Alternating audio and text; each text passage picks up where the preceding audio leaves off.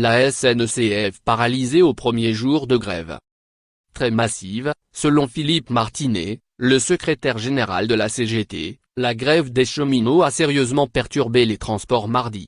Pourtant le taux de participation est de 33,9%. Seulement ?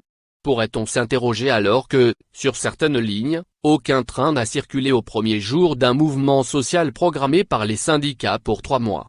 Et des milliers de voyageurs ont éprouvé une nouvelle fois les plus grandes difficultés à se rendre au travail, au lycée, en voyage.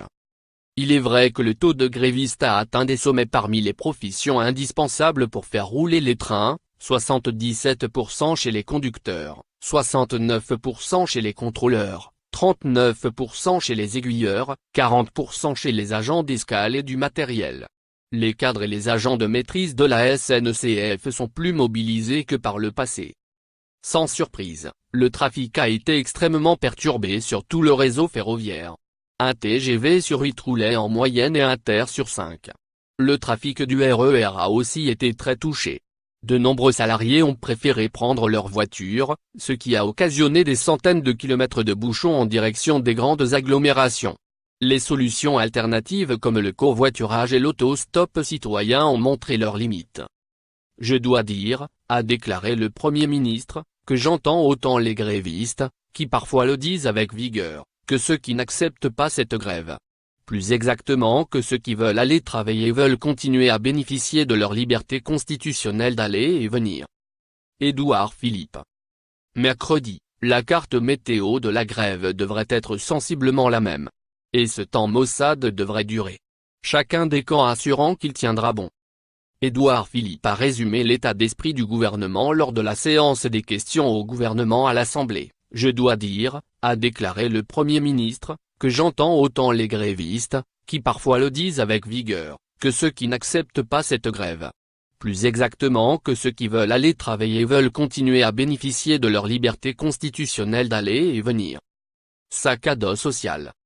Pendant que les cheminots manifestent leur désaccord avec la réforme ferroviaire, le projet de loi suit son cours à l'Assemblée. Mardi, le gouvernement a déposé 16 amendements destinés à traduire les engagements de la ministre des Transports, Elisabeth Borne, sur les modalités de l'ouverture à la concurrence. Il s'agit des conditions d'emploi des cheminots transférés chez un concurrent.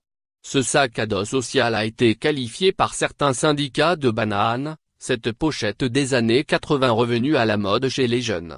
Le calendrier de l'ouverture à la concurrence est aussi concerné. Au total, 140 amendements doivent être examinés en commission alors que le projet de loi, qui sera débattu dans l'hémicycle à partir du 9 avril, donnera lieu à un vote solennel en première lecture le 17 avril. En parallèle, la ministre des Transports continue de rencontrer les organisations syndicales au sujet du financement du système ferroviaire, du cadre social de la branche ferroviaire et de la SNCF. Mais pas question de reculer sur les grands principes, l'abandon du statut de cheminot pour les nouveaux embauchés à la SNCF, l'arrivée de concurrents pour exploiter des lignes nationales ou régionales et le changement de statut pour le groupe SNCF. Dans les médias, Elisabeth Borne bataille pour couper court aux affirmations erronées sur la réforme. Dans ce combat politique, elle s'en tient au registre technique et rationnel mais il est inefficace. En face, la CGT et SU tente de reprendre la main en laissant entendre que la réforme sonne le glas du service public.